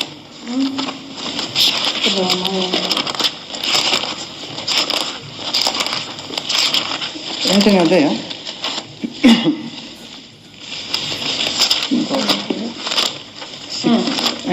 35ರಿಂದ ನೋಡ್ರಿ, 35ರಿಂದ ಕ್ರಿಸ್ತನ ಪ್ರೀತಿಯಿಂದ ನಮ್ಮನ್ನು ಅಗಲಿಸುವವರು ಯಾರು? ಕಷ್ಟವೋ ಸಂಕಟವೋ, ಹಿಂಸೆಯೋ ಅನ್ನವಿಲ್ಲದಿರುವುದು, ವಸ್ತ್ರ ಇಲ್ಲದಿರುವುದು, ಗಂಡಾಂತರವೋ, ಖಡ್ಗವೋ, ಪ್ರಶ್ನೆ ಇವೆಲ್ಲ. 36ನೇ ವಾಕ್ಯ. ದೇವರೇ, ನಾವು ನಿನ್ನ ನಿಮಿತ್ತ ದಿನವೆಲ್ಲ ಕೊಲೆಗೆ ಗುರಿಯಾಗಿದ್ದೇವೆ. ಜನರು ನಮ್ಮನ್ನು ಕೊಯ್ಗುರಿಗಳಂತೆ ಎಣಿಸಿದ್ದರು. ಕಂಟಿನ್ಯೂ. ಎಂಬುದಾಗಿ ಬರೆದಿರುವಂತೆ ಆಗುತ್ತದಲ್ಲ. ಆದರೆ ಇಲ್ಲಿಂದ ನಮ್ಮ ಪ್ರಶ್ನೆ, ಆದರೆ ಇಲ್ಲಿವರೆಗೆ ಬಂದಿದ್ದು ಪ್ರಶ್ನೆ ಇದು. ಈಗ ಆದರೆ ಇವೆಲ್ಲ ಸೀರಿಯಸ್ ಮ್ಯಾಟರ್ ಇದಾವ. ಆದರೆ ಅಂತ ಇಲ್ಲಿಂದ ನೋಡು, ಯೋಚನೆ ಮಾಡಿದ್ರ, ಆದರೆ ನಮ್ಮನ್ನು ಪ್ರೀತಿಸಿದಾತನ ಮೂಲಕವಾಗಿ ನಾವು ಈ ಎಲ್ಲಾ ವಿಷಯಗಳಲ್ಲಿ ಪೂರ್ಣ ಜಯಶಾಲಿಗಳಾಗುತ್ತೇವೆ. ಯಾವ ವಿಷಯಗಳೆಲ್ಲಮ್ಮ? ಕ್ರಿಸ್ತನ ಪ್ರೀತಿಯಿಂದ ನಮ್ಮನ್ನು ಅಗಲಿಸುವ ಕಷ್ಟ, ಸಂಕಟ, ಹಿಂಸೆ, ಅನ್ನವಿಲ್ಲದಿರುವುದು, ವಸ್ತ್ರವಿಲ್ಲದ, ಗಂಡಾಂತರ, ಖಡ್ಗ, ಜನ ನಮ್ಮನ್ನು ಕುರಿಗಳಂತೆ ನೋಡ್ತಾರ. ಇವೆಲ್ಲ ಆದರೆ ನಮ್ಮನ್ನು ಪ್ರೀತಿಸಿದಾತನ ಮೂಲಕವಾಗಿ ಇವೆಲ್ಲವುಗಳಲ್ಲಿ ಜಯಶಾಲಿ ಅಂದ್ರೆ ಇವು ಬರ್ತಾವ, ನಿಜವಾದ ಮಕ್ಕಳಿಗೆ ಬರ್ತಾವ. ಆದ್ರೆ ಜಯಶಾಲಿ ಆಗ್ತೀವಿ. ನೆಕ್ಸ್ಟ್ ಹೇಗಂದ್ರೆ ಮರಣವಾಗಲಿ ಜೀವವಾಗಲಿ ನೋಡವ, ನಾವು ಪ್ರೀತಿಯು ಮರಣದಷ್ಟು ಬಲ ಅಂತ ನೋಡಿದ್ವಿ, ಅದು ಈ ಲೆವೆಲ್ ಕಾಣಿತು. ಆದ್ರೆ ಇಲ್ಲಿ ಮರಣ ರೈಟ್ ಹೇಗೆಂದರೆ ಮರಣವಾಗಲಿ ಜೀವವಾಗಲಿ ದೇವದೂತರಾಗಲಿ ದುರಾತ್ಮಗಳಾಗಲಿ ಈಗಿನ ಸಂಗತಿಗಳಾಗಲಿ ಮುಂದಿನ ಸಂಗತಿಗಳಾಗಲಿ ಮಹತ್ವಗಳಾಗಲಿ ಮೇಲಣ ಲೋಕವಾಗಲಿ ಕೆಳಗಣ ಲೋಕವಾಗಲಿ ಬೇರೆ ಯಾವ ಸೃಷ್ಟಿಯಾಗಲಿ ನಮ್ಮನ್ನು ನಮ್ಮ ಕರ್ತನಾದ ಯೇಸು ಕ್ರಿಸ್ತನಲ್ಲಿ ತೋರಿ ಬಂದ ದೇವರ ಪ್ರೀತಿಯಿಂದ ಅಗಲಿಸಲಾರವೆಂದು ನನಗೆ ನಿಶ್ಚಯ ಉಂಟು. ಪೌಲನ್ ಏನ್ ಹೇಳ್ತಾನೋ, ದೇವರ ಪ್ರೀತಿಯಿಂದ ಇವೆಲ್ಲ ಬೇರ್ಪಡಿಸಲು ಸಾಧ್ಯವಿಲ್ಲ. ಆ ಸಮಸ್ಯೆ ನೋಡಿದೀವಮ್ಮ. ಇಲ್ಲಿ ಏನ್ ನಾನು ಯಾಕೆ ತಗೊಂಡ್ ಬಂದ ನಮ್ಮಿಲ್ಲ ಅಂದ್ರೆ, ಇಲ್ಲಿ ಮರಣವಾಗಲಿ ಜೀವವಾಗಲಿ ಅಂತ ಬಂದವು. ಅಲ್ಲಿ ಮರಣ ಪ್ರೀತಿ ಮರಣದಷ್ಟು ಬಲವಾಗಿದೆ ಅಥವಾ ಮರಣ ಪ್ರೀತಿಯಷ್ಟು ಬಲವಾಗಿದೆ. ಆಪೋಸಿಟ್ ನೋಡಿದ್ರೆ ಇಲ್ಲಿ ಮರಣ ಆಗ್ಲಿಸತ್ತೆ ಬೇರ್ಪಡಿಸಕ್ ಸಾಧ್ಯ ಇಲ್ಲ. ಅಲ್ಲಿ ಬೇರ್ಪಡಿಸಕತ್ತ ಬಲ ಅದ ಅಂತ ಅಲ್ಲಿ ಅಳವಡಂಬಡಿಕೆದಾಗ ಅದು ಧರ್ಮಶಾಸ್ತ್ರ ಕೆಳಗೈತ. ಅಲ್ಲಿ ಇನ್ನ ಯೇಸು ರಕ್ತ ಬಂದಿಲ್ಲ, ಯೇಸುವಿನ ಆತ್ಮ ಬಂದಿಲ್ಲ. ಜಯ ಅಂದ್ರೆ ಜಯ ಸಾಧಿಸಿದ ಆತ್ಮ, ಮರಣ ಗೆದ್ದ ಆತ್ಮ. ರೈಟ್ ಅವ ಕೀರ್ತನೆ 63ನೇ ಹೋಗ್ರವ ಮುಗಿಸ್ರಿ ಮೆಲ್ಲಗ. 63:4 ವಾಕ್ಯ. ನನ್ನ ಜೀವಮಾನದಲ್ಲೆಲ್ಲ ಹೀಗೆ ನಿನ್ನನ್ನು ಆಡಿ ಅರಸುತ್ತಾ ನಿನ್ನ ಹೆಸರೆತ್ತಿ ಕೈ ಮುಗಿವೆನು. ಅಂದ್ರೆ ದೇವ್ರಿಗೆ ಹೇಗೆ ಆಡಿ ಅರಸ್ತಾನಂತ, ದೇವ್ರಿಗೆ ನಿನ್ನ ಪ್ರೇಮಾನುಭವ ಜೀವಕ್ಕಿಂತ ಶ್ರೇಷ್ಠ ಅಂತ ಹೇಳ್ಕಂತ ಆತನ ಜೀವನನ ಕೈ ಮುಗಿದು ಪ್ರಾರ್ಥಿಸ್ತಾನಂತಮ್ಮ. ಮೃಷ್ಟಾನ್ನದಿಂದ 5ನೇ ವಾಕ್ಯ. ಮೃಷ್ಟಾನ್ನ ಭೋಜನದಿಂದಲೂ ಎಂಬಂತೆ ನನ್ನ ಮನಸ್ಸು ಸಂತುಷ್ಟವಾಗಿರುವುದು, ನನ್ನ ಬಾಯಿ ಉತ್ಸಾಹ ಧ್ವನಿ ಮಾಡುತ್ತಾ ನಿನ್ನನ್ನು ಕೊಂಡಾಡುವುದು. ನೋಡಮಲ್ಲಿ 5ನೇ ವಾಕ್ಯ. ಮೃಷ್ಟಾನ್ನ ಭೋಜನದಿಂದಲೂ ಎಂಬಂತೆ ನನ್ನ ಮನಸ್ಸು ಸಂತುಷ್ಟವಾಗಿರುವುದು. ಅಂದ್ರೆ ಅನೇಕ ಇವತ್ತು ಭಕ್ತರು ಕೆಲವರು ನೋಡ್ತಾರಲ್ಲ, ಅವ್ರು ಉಪವಾಸ ಯಾಕೆ ಮಾಡ್ತಾರ ಅಂದ್ರ ಅವ್ರಿಗೆ ಯಾಕೆ ಶಕ್ತಿ ಸಿಗ್ತದ, ಮೃಷ್ಟಾನ್ನದಂತೆ ದೇವ್ರು ಅವ್ರಿಗೆ ರುಚಿಯಾಗ್ಯಾನ. ನಮ್ಮ ದೇವರು ಎಷ್ಟು ರುಚಿ ಅಂತ ಅನುಭವ ತಿಳಿದುಕೊಳ್ಳೋದಂತ ಐತಲ್ಲ. ಮೃಷ್ಟಾನ್ನ ಅಂದ್ರೆ ಏನಂತ ಅರ್ಥ?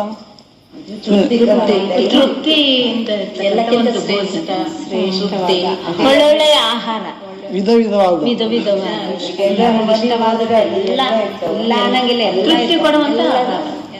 ಇಲ್ಲ ಆದ ತೃಪ್ತಿ ಬರಂಗಿಲ್ಲ. ಅಂದ್ರೆ ದಾವಿದ ಆಹಾರ ಚೆನ್ನಾಗಿದ್ರೆ ಮಾತ್ರ ತೃಪ್ತಿ ಕೊಡ್ತದೆ.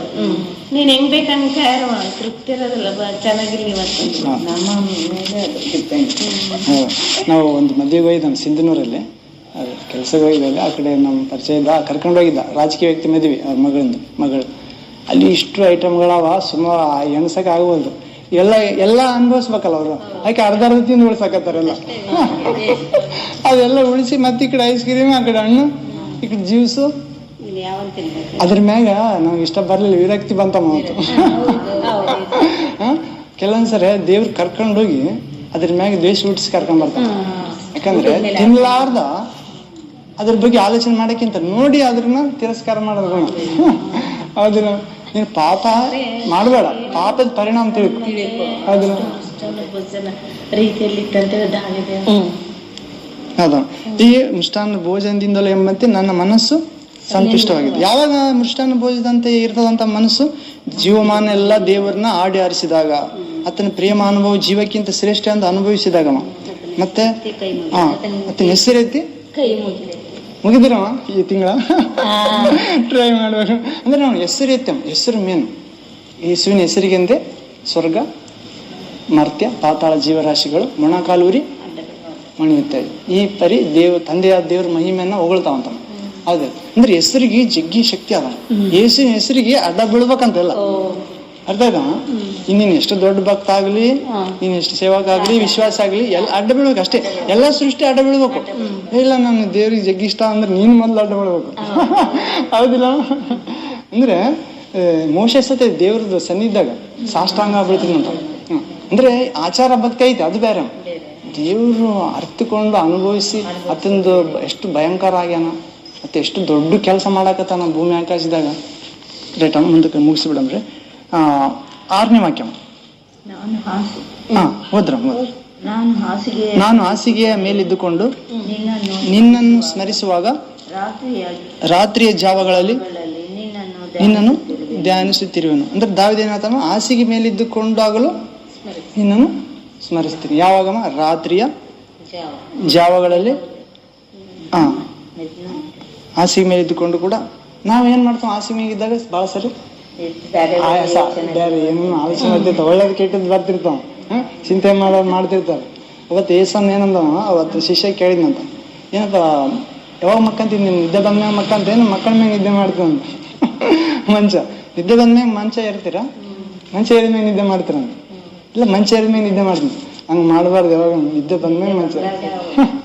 ಅಂದ್ರೆ ರಾತ್ರಿ ಜಾವಗಳಲ್ಲಿ ನಾನು ಮಲಗಿಕೊಂಡು ನಿದ್ರಿಸ್ತಿರುವಾಗ ನಿನ್ನನ್ನೇ ಧ್ಯಾನಿಸ್ತಿರುವೆನು. 42ನೇ ಕೀರ್ತನೆ 8ನೇ ವಾಕ್ಯ. 42ನೇ ಕೀರ್ತನೆ 8ನೇ ವಾಕ್ಯ. ನಾವು ಕಿವಿಯಿಂದ 42:8. ಯೆಹೋವನು ಹಗಲಿನಲ್ಲಿ ತನ್ನ ಪ್ರೀತಿಯನ್ನು ಯೆಹೋವನು ಹಗಲಿನಲ್ಲಿ ತನ್ನ ಪ್ರೀತಿಯನ್ನು ನನಗೆ ಅನುಗ್ರಹಿಸುವನು, ರಾತ್ರಿ ವೇಳೆಯಲ್ಲಿ ಆತನ ಕೀರ್ತನೆ ನನ್ನಲ್ಲಿ ಇರುವುದು. ನನ್ನ ಜೀವಾಧಾರಕನಾದ ದೇವರನ್ನು ಪ್ರಾರ್ಥಿಸುವನು. ನೋಡ, ದಾವೀದ ಏನಂತ, ದೇವರ ಪ್ರೀತಿ ನನಗೆ ಹಗಲಿನಲ್ಲಿ ಅನುಗ್ರಹಿಸ್ತಾನಂತ, ಮತ್ತು ರಾತ್ರಿಯಲ್ಲಿ ಆತನ ಕೀರ್ತನೆ ನನ್ನಲ್ಲಿರುವುದು. ಅಂದ್ರೆ ಮಂಚದ ಮೇಲೆ ಮಲಗಿದಾಗ ಏನ್ ಮಾಡಿದೀನಂತ, ಕೀರ್ತನೆ. ಮತ್ತು ಹಗಲಿನಲ್ಲಿ ಪ್ರೀತಿ ನೀಡಿದ ದೇವರಿಗೆ, ಮತ್ತೆ ರಾತ್ರಿ ಮಲಗಿದಾಗ ಕೀರ್ತನೆ ಮಾಡಕ ಶಕ್ತಿ ಕೊಟ್ಟ ದೇವರಿಗೆ, ಜೀವಾಧಾರಕನಾದ ದೇವರನ್ನು ಪ್ರಾರ್ಥಿಸುವೆನೆಂದು ಹೇಳಕತ್ತಾನ. ನನ್ನ ಶರಣನಿಗೆ ದೇವರೇ ಯಾಕೆ ನನ್ನನ್ನು ಮರೆತು ಬಿಟ್ಟಿ. ಅಂದ್ರೆ ಅವನು ಭಾಳ ಚಿಂತೆ ಮಾಡ್ತಿರ್ತೀವಿ ಒಂದೊಂದ್ಸರಿ ಮಲಗಿದಾಗ.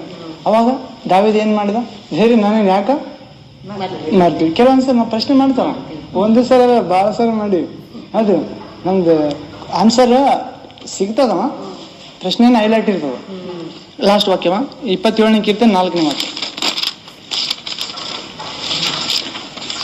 ಕೀರ್ತನೆ 27ನೇದೇ. ನನ್ನ ಜೀವಮಾನದಲ್ಲೆಲ್ಲ ಯೆಹೋವನ ಮನೆಯಲ್ಲಿ ವಾಸ ಮಾಡುತ್ತಾ ಆತನ ಪ್ರಸನ್ನತೆಯನ್ನು ನೋಡುವುದಕ್ಕೂ ಆತನ ಮಂದಿರದಲ್ಲಿ ಧ್ಯಾನ ಮಾಡುವುದಕ್ಕೂ ನನಗೆ ಅಪ್ಪಣೆಯಾಗಬೇಕೆಂಬ ಒಂದೇ ವರವನ್ನು ಯೆಹೋವನಿಂದ ಕೇಳಿಕೊಂಡು ಅದನ್ನೇ ಎದುರು ನೋಡುತ್ತಿರುವನು. ಇಲ್ಲ, ದಾವೀದನು ಗಂಡಾಂತರದಲ್ಲಿ ಭಕ್ತನು ತನ್ನ ನಂಬಿಕೆಯನ್ನು ಪ್ರಕಟಿಸುವುದು. ಹೌದು, ನಾವು ನೀರಿಲ್ಲದ ಆ ಮರುಭೂಮಿಯಲ್ಲಿ ಭಕ್ತ ನೀರಿಗಾಗಿ ಹೌದು ಹಂಬಲಿಸಿದ, ಅದೇ ಗಂಡಾಂತರದಲ್ಲೇ ಇದ್ದಾನ ದಾವೀದ, ನಂಬಿಕೆ ಪ್ರಕಟಿಸಕತ್ತಾನಂತ. ಏನಂದ್ರೆ, ನಿಂದ ಆ ಜೀವಮಾನದಲ್ಲೆಲ್ಲ ಯೆಹೋವನ ಮನೆಯಲ್ಲಿ ವಾಸ ಮಾಡ್ತಾನೆ. ಅಂದ್ರೆ ಯೆಹೋವನ ಮನೆ ಅಂದ್ರೆ ಯಾವ್ದಮ್ಮ? ನಾವು ಪ್ರಾರ್ಥಿಸುವ ಸ್ಥಳ, ನಾವು ಪ್ರಾರ್ಥನೆ ಮಾಡುವ ಸ್ಥಳ. ಅದು ನೀನ್ ಮನೆ ಆಗಿರ್ಬೋದು, ಆಲಯ ಆಗಿರ್ಬೋದಮ್ಮ, ನಿನ್ ದೇಹನೇ ಆಗಿರ್ಬೋದು.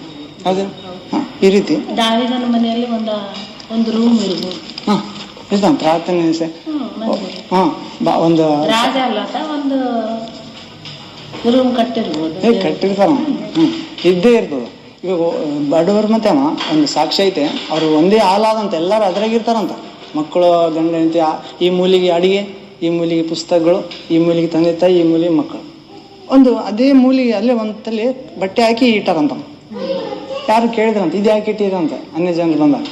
ಇದು ಪ್ರಾರ್ಥನೆ ಮಾಡೋ ಜಾಗ, ಅದು ಬಟ್ಟೆ ಹಾಕಿ ಯಾರಿಗೆ ಬೇಕು ಪ್ರಾರ್ಥನೆ ಸಮಯ ಅಥವಾ ದೇವರನ್ನ ಏನು ಕೇಳಿಕೊಳ್ಬೇಕಾದ್ರೆ ಮಾತಾಡ್ಬೇಕಾದ್ರೆ ಅದ್ರೊಳಗೆ ಹೋಗಿ ಮಾತಾಡ್ತಾರಂತ. ಅಂದ್ರೆ ಒಂದು ಕವಚ ಅಷ್ಟೇ, ಬಟ್ಟೆ ಅಡ್ಡ ಹಾಕ್ಯಾರ. ಅಂದ್ರೆ ದೇವರು ದಾವೀದ ಆತನ ಜೀವಮಾನ ಎಲ್ಲ ದೇವರ ಮನೆಯಲ್ಲಿ ವಾಸ ಮಾಡ್ಬೇಕಂತ, ಆತನ ಪ್ರಸನ್ನತೆ ನೋಡುವುದಕ್ಕೆ, ಆತನ ಮಂದಿರದಲ್ಲಿ ಧ್ಯಾನ ಮಾಡುವುದಕ್ಕೆ ಅಪ್ಪಣೆ ಆಗಬೇಕಂತ ಒಂದೇ ವರ ಕೇಳ್ಕೊಂಡಂತ. ಅಂದ್ರೆ ಈ ಹೊಸ ಒಡಂಬಡಿಕೆದಲ್ಲಿ ನಾವು ಅಪೊಸ್ತಲ ಕಾರ್ಯಕ್ಕೆ ಹೋಗೋಣ. ಅಪೊಸ್ತಲ ಕಾರ್ಯ 16ನೇ ಅಧ್ಯಾಯದಲ್ಲಿ ಇದಕ್ಕ ರಿಲೇಟೆಡ್ ವಾಕ್ಯ ಇನ್ನು ಮೇಲೆ ತಗೊಂಡೋದು. ಅಪೊಸ್ತಲ ಕಾರ್ಯ 16ನೇ ಅಧ್ಯಾಯ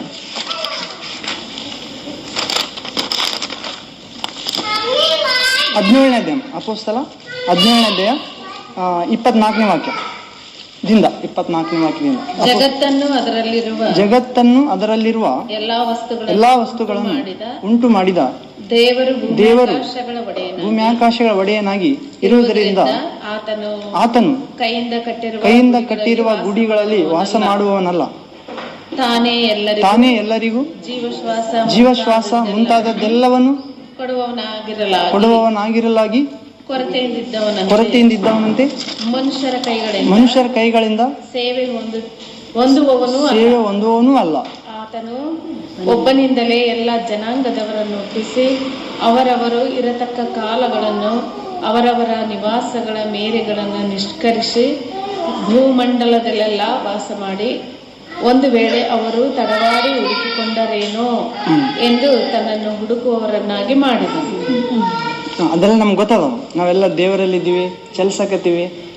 ನಮ್ಮ ಪೂರ್ವಜರಲ್ಲಿ ಹೇಳಿದ ಕವಿಗಳಂತೆ ನಾವು ದೇವರಲ್ಲಿದ್ದೀವಿ.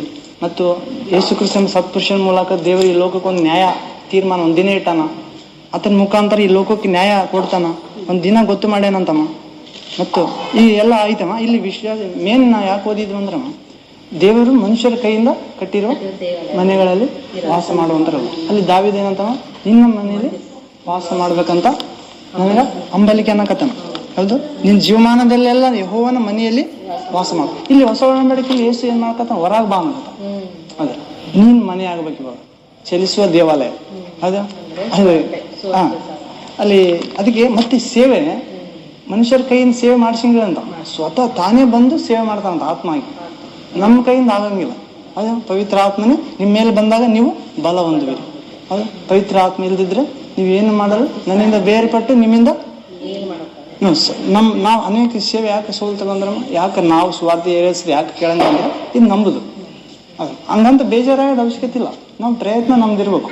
ಅದು ಮರಳಿ ಪ್ರಯತ್ನ ಮಾಡು ಬಿಡೋದು ಮಾಡಂತ. ಕೆಲವ್ರು ಹೇಳ್ತಾರೆ, ನನಗೆ ಸ್ವಲ್ಪ ಕೇಳಿದ್ರು ಏನು ಕೊಟ್ಟಾನಪ್ಪ ದೇವರು ಅಂತ ಹೇಳಿದ್ರು ನಮಗೆ. ಏನು ಕೊಟ್ಟಾನ ಅಂದ್ರೆ ನೀವು ಕೇಳಿದ್ರೆ ನೀವು ಭಯ ಪಡ್ತೀರ. ಪ್ರಾಣ ಕೊಟ್ಟಾನ ದೇವರು, ಅದಕ್ಕಿಂತ ರಕ್ತ, ಪರಿಶುದ್ಧ ರಕ್ತ. ಮತ್ತೆ ಸಹಾಯಕ ಹುಟ್ಟೇನಂತ ಎಲ್ಲರೂ ಊಟಕ್ಕೆ ಬದುಕಿದ್ರೆ ಅದಿಲ್ಲ, ಇದಕ್ಕಿಂತ ಬೆಲೆ ಕಟ್ಟಕ್ಕಾಗ್ತದ ಇಲ್ಲ. ಅದಕ್ಕೆ ಮನುಷ್ಯರ ಕೈಯಿಂದ ಕಟ್ಟಿದ್ದ ಮಂದಿರಗಳಲ್ಲಿ ಆತನು ವಾಸ ಮಾಡುವಂತಲ್ಲ ಅಂತಾನು. ಜಗತ್ತನ್ನು, ಸಮುದ್ರವನ್ನು ಎಲ್ಲವನ್ನು ಸೃಷ್ಟಿ ಮಾಡಿದ ದೇವರು ಭೂಮಿ ಆಕಾಶ ಒಡೆಯನಾಗಿರುವುದರಿಂದ ಕೈಯಿಂದ ಕಟ್ಟಿರುವುದನ್ನು ವಾಸ ಮಾಡುವುದಿಲ್ಲ. ಶ್ವಾಸ ಮುಂತಾದದ್ದೆಲ್ಲವನ್ನು ಕೊಡುವವನಾಗಿರಲಾಗಿ ಕೊರತೆ ಇದ್ದವನಂತೆ ಮನುಷ್ಯರಿಂದ ಕೈಯಿಂದ ಸೇವೆ ಬೇಕು. ಅದು ಕೊರತೆ ಇಲ್ಲ ಅಂತ ಆತ ಬಂದ್ರೆ ನಮ್ಮ ಕೊರತೆ ತೀರಿಸ್ತಾನಂತ. ನಮ್ಮ ಕೊರತೆ ಯಾಕೆ ತೀರಲ್ಲ ಅಂದ್ರೆ ನಾವು ಆತನ ಪಡೆದಿಲ್ಲ ಇನ್ನಷ್ಟೇ. ಆತನ ಕಡೆ ಪ್ರಯಾಣ ಮಾಡಕತ್ತೀವಿ, ಬೆಳಕಿನ ಕಡೆ ಪ್ರಯಾಣ ಮಾಡ್ತೀವಿ. ಬೆಳಕು ನಮ್ಯಾಗ ಇನ್ನ ಅಷ್ಟು ಸಮೀಪ ಹೋಗಿಲ್ಲ. ಯಾಕಂದ್ರೆ ಹಿಂದಲತ ಬ್ಲ್ಯಾಕ್ ಅಂದ್ರೆ ಡಾರ್ಕ್ ಸೈತಾನ ಆಕರ್ಷಣೆ ಮಾಡ್ತಾರೆ ಹಿಂದಕ್ಕ ಅಂದ್ರೆ ಲೋಕ ಇದು. ಕೀರ್ತನೆ 63 ಕೊಂಡ್ರ ಹಂಗನ್ ಮಾಡಿ ಮುಗಿಸಂಬ್ರಮ್ಮ. ಇನ್ನೂ ಸ್ವಲ್ಪ ಸಮಯ ಮುಗಿಯಕ್ ಬಂದದ. ಇದು 7ನೇ ವಾಕ್ಯ. ನೀನು ನನಗೆ ಸಹಾಯಕನಾಗಿದ್ದೀಯಲ್ಲ, ನಿನ್ನ ರೆಕ್ಕೆಗಳ ಮರೆಯಲ್ಲಿ ಸುರಕ್ಷಿತನಾಗಿದ್ದು ಕೊಂಡು ಆನಂದ ಘೋಷ ಮಾಡುತ್ತಿರುವೆನು. ಇಲ್ಲಿ ದಾವೀದ ಏನಂತ, ನೀನು ನನಗೆ ಸಹಾಯಕನಾಗಿದ್ದೀಯಲ್ಲ. ದೇವರೇ ಆತಗೆ ಸಹಾಯಕ ಅಂತ. ಆತನ ಜೊತೆಗೆ ರಾಜರು ಭಟರು ಇದ್ರ, ಮಂತ್ರಿಗಳು, ಒಳ್ಳೆ ಯುದ್ಧ ಶೂರರಿದ್ರು. ಯಾರು ಏನಲ್ಲಿ ಅವರು ಆತ ಏನ್ ಮಾಡಿದ್ ನಮ್ಮ ಭರವಸೆ ಈಗ ಸಹಾಯಕ ಅನ್ಲಿಲ್ಲ, ದೇವರೇ ಸಹಾಯಕ. ದಾವೀದನ ಕಡೆಗೆ ಪಕ್ಷ ಸೇರ್ಬೇಕಂದ್ರೆ ಎಲ್ಲರಿಗೂ ಇಷ್ಟ ಐತಮ್ಮ. ಯಾಕಂದ್ರೆ ದಾವೀದನ ಜೊತೆಗೆ ಯಾರು ದೇವರ ಆತ ಸೈನ್ಯ ಇರ್ಲಾರ್ದು ಒಬ್ಬತ್ತಿಗೆ ಗೆಲ್ಕೊಂಡ್ ಬರ್ತಾನಂತ ನಂಬಿಕೆ ಐತಿ ಯಾರಿಗೆ? ಸೈನ್ಯ. ಅದಕ್ಕೆ ದಾವೀದನ್ ಮನೆಗಿರೋ ಅಂತ ಹೇಳಿ ಇವ್ರು ಓದಿದ್ರು, ಹೌದಿಲ್ಲ? ಅದಕ್ಕೆ ಪಾಪ ಮಾಡಕ್ ಕಾರಣ ಆಯ್ತು ಅದಕ್ಕೆ. ರೈಟ್. ಇಲ್ಲಿ ಏನಾಯ್ತವ ಆದ್ದರಿಂದ ಎಷ್ಟು ಮನೆಯವ್ರಿಗೆ ಗೊತ್ತಿದ್ರ ಸತೆ ನಾವು ಸತಿ ಚರ್ಚಿಗೆ ಬರ್ಬೇಕು. ಎಷ್ಟು ನಮ್ಗೆ ಗೊತ್ತಿದ್ರ ಸತೆ ನಮ್ಮ ಮಕ್ಕಳ ಜೊತೆಗೆ ನಾವು ಕೇಳ್ಬೇಕು. ಅದು ಎಷ್ಟು ನಮ್ಗೆ ಗೊತ್ತಿರ್ಸತೆ ಅವ್ರ ಜೊತೆ ಇರ್ಬೇಕು. ಯಾವಾಗ ಯಾರು ಬಲ ಹತ್ರ ಗೊತ್ತಾಗಲ್ಲ. ಇಲ್ಲಿ ನಿನ್ನ ರೆಕ್ಕೆಗಳ ಮರೆಯಲ್ಲಿ ಸುರಕ್ಷಿತ ಆಗಿದ್ದುಕೊಂಡು ಆನಂದ ಘೋಷ ಮಾಡ್ತಿರು. ದೇವ್ರ ರೆಕ್ಕೆಗಳಂದ್ರ ಯಾವುದು? ಶಿಲ್ಬೆಯಲ್ಲಿ 2 ಕೈ ಚಾಚಿ ಕರೆದಾನ, ನನ್ನ ಬೆಳಗ್ಗೆ ಬಂದಿರಿ, ನಾನು ನಿಮಗೆ ಪಾಪಗಳನ್ನ ಹೊತ್ತುಕೊಂಡ್ರೆ ಪಾಪ ಕ್ಷಮಿಸ್ತೀನಿ, ಪಾಪ ಭಾರ ಇಳಿದು ಹೋಗ್ತದ. ಅದಿಲ್ಲ. ಮತ್ತೆ ರೆಕ್ಕೆಗಳು ಯಾವ್ಯಾವ ಅಂದ್ರೆ ಇವು ದೇವರ ವಾಕ್ಯ, ಪರಿಶುದ್ಧಾತ್ಮ ಅಂತ. ದೇವರ ವಾಕ್ಯ, ದೇವರ ಆತ್ಮನ್ನ ಜನ್ಮ ಕೊಡ್ತಾವಂತ. ದೇವರ ವಾಕ್ಯ ಯಾವಾಗ ಕೇಳಿ ಅದ್ರಾಗ ನಡಿತೀವಲ್ಲವ, ಪವಿತ್ರ ಆತ್ಮ ನಮ್ಮ ಮೇಲೆ ಬರಕ್ ಶುರು ಮಾಡ್ತಾನೆ, ನಮ್ಮ ಜೊತೆ ಮಾತಾಡಕ್ ಶುರು ಮಾಡ್ತಾನೆ. ದೇವರ ವಾಕ್ಯನ ನಾವು ಯೂಸ್ ಮಾಡ್ಲಿಕ್ರೆ, ಆಪ್ರೇಟ್ ಮಾಡ್ಲಿಕ್ರೆ, ಅದ್ರ ಪ್ರಕಾರ ನಡ್ಲಿಕ್ರೆ ಅದು ಏನಿಲ್ಲ ಅಂದ್ರೆ ಅದು ಒಂದು ಅಷ್ಟೇ ಹೊಸ್ತಾತ್ ನಾವು.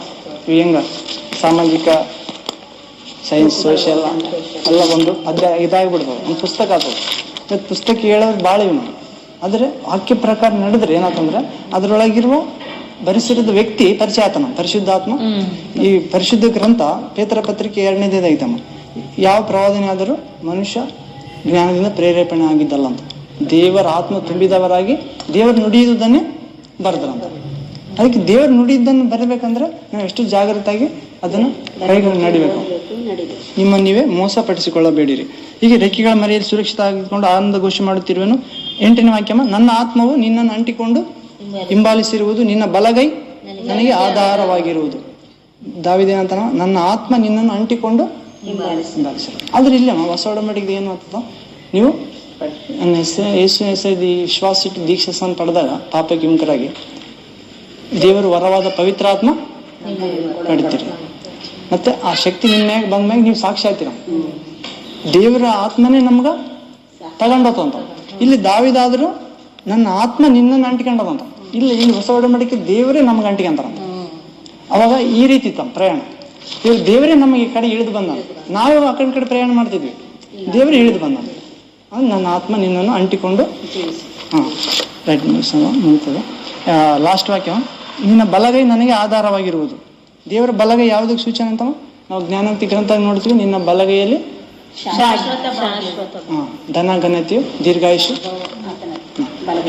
ಬಲಗೈ, ಎಡಗೈಯಲ್ಲಿ ಜ್ಞಾನ ಏನು ಆಯ್ತಲ್ಲ. ಹಾಂ ರೈಟ್. ಇಲ್ಲ ಲಾಸ್ಟ್ ವಾಕ್ಯ, ಇನ್ನು 9ನೇ ವಾಕ್ಯ, ನನ್ನ ಜೀವಕ್ಕೆ ಕೇಡು ಬಗೆಯುವವರು ಅದೋ ಲೋಕಕ್ಕೆ ಇಳಿದು ಹೋಗುವರು. ಸ್ಟಾಪ್.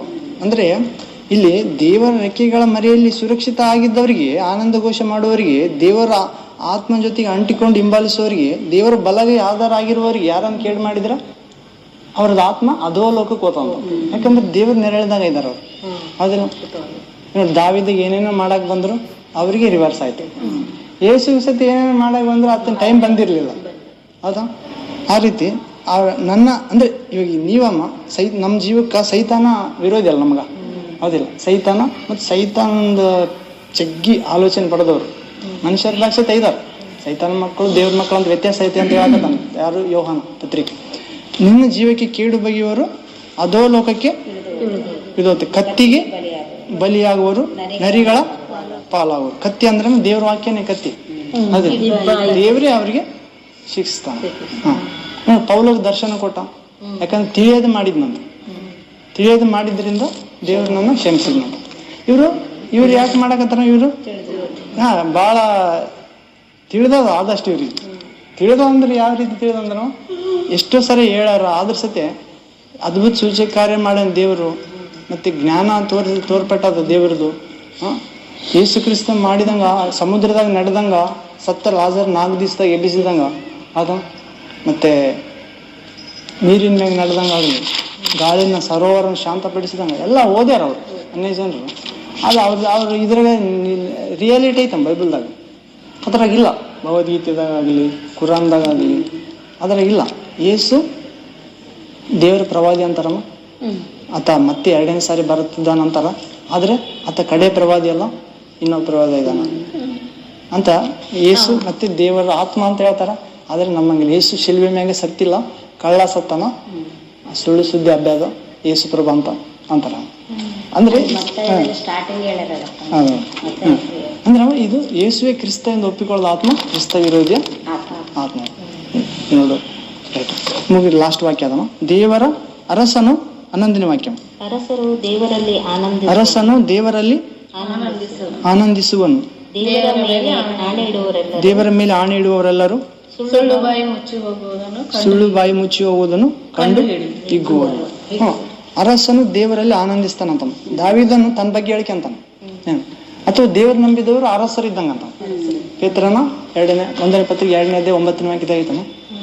ನೀವು ರಾಜಯಾಜಕರು, ಅದು ಪವಿತ್ರ ಪ್ರಜೆ, ಸ್ವಕೀಯ ಜನ, ಕತ್ತಲೆಯಿಂದ ಬೆಳಕಿಗೆ ಕರೆದು ದೇವರ ಗುಣಾತಿಶಯಗಳನ್ನು ಸಾರುವುದಕ್ಕೆ ಕರೆಯಲ್ಪಟ್ಟವಂತ. ಅಂದ್ರೆ ರಾಜಯಾಜಕರಂತ ಫಸ್ಟ್ ನಾವು. ಅದಕ್ಕೆ ರಾಜರು, ಅರಸರು ಯಾರೆಲ್ಲ ಆನಂದಿಸ್ತಾರಂತವ? ಅರಸನು ದೇವರಲ್ಲಿ. ಇವಾಗ ನೀವೆಲ್ಲ ಅರಸರ ಮಕ್ಕಳಿದ್ದಂಗ, ರಾಣಿಯರಿದ್ದಂಗ. ಅಂದ್ರೆ ಯೇಸು ಪ್ರಭು ರಾಜ ಅಲ್ಲ, ರಾಜಾದಿರಾಜ, ಪ್ರಭುಗಳ ಪ್ರಭು, ದೇವಾದಿ ದೇವರು. ಈಗ ಸಿಂಹ ಮರಿ ಸಿಂಹ ಅಲ್ಲ, ಸಿಂಹ ಹೆಸರಿಗೆ ಅಂತೀವಿ, ಆದ್ರೆ ರಿಯಲ್ ಅದೇ. ಅದು ಮತ್ತೆ ಮುಗಿ ಬಂದವ 2 ಲೈನ್ ಅದಾವ. ಆದರೆ ಮೇಲೆ ದೇವರ ಮೇಲೆ ಆಣೆ ಇಡುವರೆಲ್ಲರೂ ಸುಳ್ಳು ಬಾಯಿ ಮುಚ್ಚಿ ಹೋಗುವುದನ್ನು ಕಂಡು ಹಿಗ್ಗುವರು. ಅಂದ್ರೆ ದೇವರ ಮೇಲೆ ಆಣೆ ಇಡುವವರು ಸುಳ್ಳು ಬಾಯಿ ಮುಚ್ಚಿ ಹೋಗುವುದನ್ನು ನೋಡ್ತಾರಂತ. ಇವಾಗ ನೀವು ದೇವ್ರ ಮೇಲೆ ಆಣೆ ಇಡಕತ್ತೀರ ಅಂದ್ರೆ ಆಣೆ ಅಂದ್ರೆ ನಮ್ಗೆ ಹೊಸ ಒಡಂಬಡಿಕೆ ಪ್ರಕಾರ ದೇವ್ರೆ ನಿನ್ ಚಿತ್ತ ಅಂತ ನಡಿತೀನಿ ನಾನು. ಅವಾಗ ಆಣೆ ಐತ. ಹೊಸ ಒಡಂಬಡಿಕೆ ಆಣೆ ಇಡಬೇಡ ಅಂತ. ಭೂಮಿ ಮ್ಯಾಗ ಆಣೆ ಇಡಬೇಡ, ಅದು ದೇವರ ಪಾದಪೀಠ. ಆಕಾಶ ಮ್ಯಾಗ ಆಣೆ ಇಡಬೇಡ, ಯೆರೂಸಲೇಮ್ ಮ್ಯಾಗ ಆಣೆ ಇಡಬೇಡ, ಅದು ರಾಜಾದಿರಾಜನ ಪಟ್ಟಣ. ನೋಡ, ಅಂದ್ರೆ ಹೊಸ ಒಡಂಬಡಿಕೆ ಟೋಟಲ್ ರಿನ್ಯೂವಲ್ ಆಕತ್ತ. ಅದೇ ಐತೆ, ಚೇಂಜ್ ಆಕತ್ತದ. ಬಟ್ಟೆ ವ್ಯಕ್ತಿ ಅದೇ, ಬಟ್ಟೆ ಎಲ್ಲ ಚೇಂಜ್ ಆಕತ್ತದ. ತಂದೆ ಆದ ದೇವರು ಏಸು ಆಕತ್ತಂತ. ಅಂದ್ರೆ ವಯಸ್ಸಾದ ದೇವರು ಯವನಸ್ಥಕ್ಕೆ ಬರಕತ್ತಾನ. ಅದು ಯವನಸ್ಥ ಯಾವಾಗ್ಲೂ ಅದು. ಅಂದ್ರೆ ಈ ಬೈಬಲ್ ಹಿಂಗೆ ಹೇಳ್ತಾನ. ರೈಟ್, ಮುಗಿಸಕತ್ತೀನಿ. ಸುಳ್ಳು ಬಾಯಿ ಮುಚ್ಚಿ ಹೋಗುವುದನ್ನು ಕಂಡು ಹಿಗ್ಗುವರು. ಯಾರವ? ದೇವರಿಗೆ ಇಷ್ಟ ಆದವರು. ಇನ್ನು ದೇವ್ರ ಚಿತ್ರ ಪ್ರಕಾರ ನಡೆವ ನಾವು ಕೊಯ್ಗುರಿಗಳಂತೆ ಕಾಣಲ್ಪಡ್ತೀವಿ, ಆದರೆ ಆ ಅಪಾಯ ನಮಗೆ ಬರಂಗಿಲ್ಲ. ಅನೇಕರನ್ನು ಶ್ರೀಮಂತರನ್ನಾಗಿ ಮಾಡ್ತೀವಿ, ಬಡವರೇ ಕಂಡು ಬಂದ್ರೆ ಸತೆ ನಾವು ದಿಕ್ಕಿಲ್ಲದವರಲ್ಲ ಅಂತ ನಾವು. ಅಂದರೆ ಹಂಗೆ ಕಾಣ್ತದ, ಹಂಗಲ್ಲ ಅಂತ ರೈಟ್. ಮುಗಿಸೋಣ. ಲಾಸ್ಟ್ ಒಂದೇ ವಾಕ್ಯ ನೋಡಿದ್ರು, ಯೇಸುವೆ ಸ್ತೋತ್ರ, ಯೇಸುವೆ ವಂದನೆ, ಯೇಸುವೆ ಆರಾಧನೆ, ಹಾಲೆಲೂಯ ಹಾಲೆಲೂಯ. 19 ಲಾಸ್ಟ್ ವಾಕ್ಯ, ಕೀರ್ತನೆ 9ನೇ ಅಧ್ಯಾಯ 17ನೇ ವಾಕ್ಯ.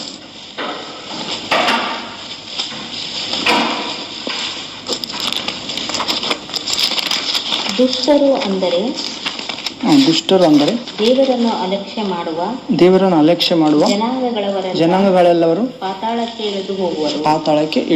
ನಾವು ನೋಡೋಣ, ಕತ್ತಿಯಿಂದ ನಾಶ ಆಗ್ತಾರ, ಕೇಡು ಬಗೆಯವರೆಲ್ಲರೂ ಅದರಲ್ಲಿ ಹೋಗಿ ಹೋಗ್ತಾರೆ. ಅಂದ್ರೆ ಯಾರು ಹೋಗ್ತಾರ ಪಾತಾಳಕ್ಕೆ ಅಂದ್ರೆ ದುಷ್ಟರು. ಅಂದ್ರೆ ದೇವರನ್ನ ಅಲಕ್ಷ್ಯ ಮಾಡುವ ಜನಾಂಗ ಎಲ್ಲಾರು ಅಂತ. ಕ್ರಿಶ್ಚಿಯನ್ದಾಗ ಅಲಕ್ಷ್ಯ ಮಾಡಂಗಿಲ್ಲ ಯಾರು. ಅದೇ ದೇವರ ಮನೆಯಿಂದಲೇ ತೀರ್ಪು ಪ್ರಾರಂಭವಾಗಿದೆ. ನೀತಿವಂತರೇ ರಕ್ಷಣೆ ಆಗುವುದು ಕಷ್ಟ ಆಗಿರೋಲ್ಲಿ ಅನೀತಿವಂತರು, ಭಕ್ತಿಹೀನರು, ನಾಸ್ತಿಕರು ಪರಿಸ್ಥಿತಿ ಏನು.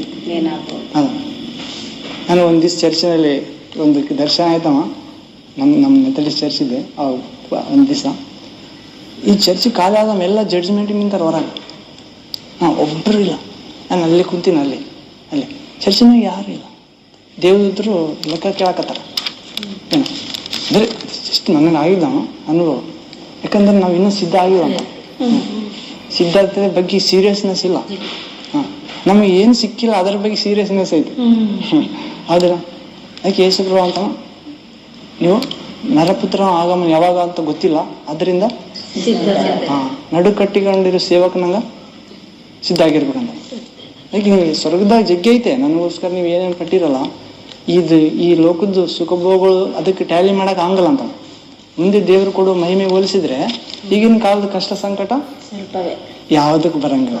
ಅದಕ್ಕೆ ಆಮೇಲೆ ಕೆಲವರೇ ತಿಳ್ಕೊಂಡು ಕೆಲವರೇ ಯೇಸುವನ್ನ ಅಂಟಿಕೊಂಡು ಹೋಗ್ತಾರ, ಇಕ್ಕಟ್ಟಾದ ಬಾಗಿಲ. ಅದಕ್ಕೆ ದುಷ್ಟರು ಅಂದ್ರೆ ದೇವರನ್ನು ಅಲಕ್ಷ್ಯ ಮಾಡೋ ಜನಾಂಗದವರೆಲ್ಲ ಪಾತಾಳಕ್ಕೆ. ನಾವು ದೇವರನ್ನು ಅಲಕ್ಷ್ಯ ಮಾಡಕ್ಕೆ ಸಮಯ ಬರ್ತಾವ, ಸೈತನ ಶೋಧನೆ ತರ್ತಾನ, ಅವು ಕಷ್ಟ ಬರ್ತಾವ, ಕೆಲವೊಂದು ಶೋಧನೆ ಆಗ್ತಾವ, ಪರೀಕ್ಷೆ ಆಗ್ತದ. ಪೌಲ ಇದು ನಮ್ದು ಯೋಬಗ ಆದಂಗ, ಯೋಗ ದೇವ್ರೆ ನನ್ನ ಚೆಕ್ ಮಾಡಪ್ಪ, ಶುದ್ಧ ಆಗಿ ಕಾಣಕತ್ತೀನಿ ಅಂತಾನ. ಆದ್ರೂ ಕೂಡ ದೇವರಿನಿಂದ ನೀತಿವಂತರಿಲ್ಲ ನಾವು. ಆದ್ರೂ ಕೂಡ ಈತಗ ಗೊತ್ತಿಲ್ಲ ಅವಾಗ ಇನ್ನ ಜ್ಞಾನ. ಆಯ್ತಾ, ದೇವರನ್ನ ವಾಕ್ಯ ಭಾಗ ನಮ್ಮ ಆತ್ಮ ಲಾಭಕ್ಕಾಗಿ ನಿತ್ಯ ಜೀವಕ್ಕಾಗಿ ಸೈತನ ಮೇಲೆ ಜಯ ಸಾಧಿಸಲು ಅನುಗ್ರಹಿಸಲಿ. ಆಮೇಲೆ ತಂದೆ ಪ್ರಾರ್ಥನೆ ಮಾಡಮ್ಮ. ಮಾಡ್ತಾರೆ ಯಾರಾದ್ರೆ? ಸರ್ವಶಕ್ತ ದೇವ ಯೇಸುವೆ, ಲೋಕರಕ್ಷಕನೇ, ಭಕ್ತ ಪಾಲಕನೇ, ನಿಮ್ಮ ನಾಮ ನೆನೆದರೆ ಸಾಕು ಪ್ರಭುವೆ. ಬೆಳಕು ಕಾಣುವುದು ಜಗದಲ್ಲಿ, ನಮ್ಮ ಜೀವಿತದಲ್ಲಿ, ಹೃದಯದಲ್ಲಿ. ಅದು ಸ್ವಾಮಿ ನಿಮ್ಮ ವಾಕ್ಯ ಸತ್ಯ ಪ್ರಭು. ನಿಮ್ಮ ವಾಕ್ಯದಿಂದ ನಮ್ಮೆಲ್ಲರನ್ನು ಪ್ರತಿಷ್ಠಿಸಿರಿ ಸ್ವಾಮಿ. ಎಲ್ಲ ಕೇಳಿಗಳಿಂದ ನಿಮ್ಮ ಮಕ್ಕಳನ್ನು ನಮ್ಮೆಲ್ಲರನ್ನು ಕಾಪಾಡಿದ್ದೀರಿ, ಮುಂದೆ ಕಾಪಾಡ್ತೀರಿ ನಿಮ್ಮ ಚಿತ್ತದಂತೆ. ನಾವು ಏನು ಮಾಡಿದರು ಯೇಸುವೆ, ನಿಮ್ಮ ನಾಮ ಮಹಿಮೆಗಾಗಿ ಮಾಡುವಂತೆ ಅನುಗ್ರಹಿಸಿರಿ.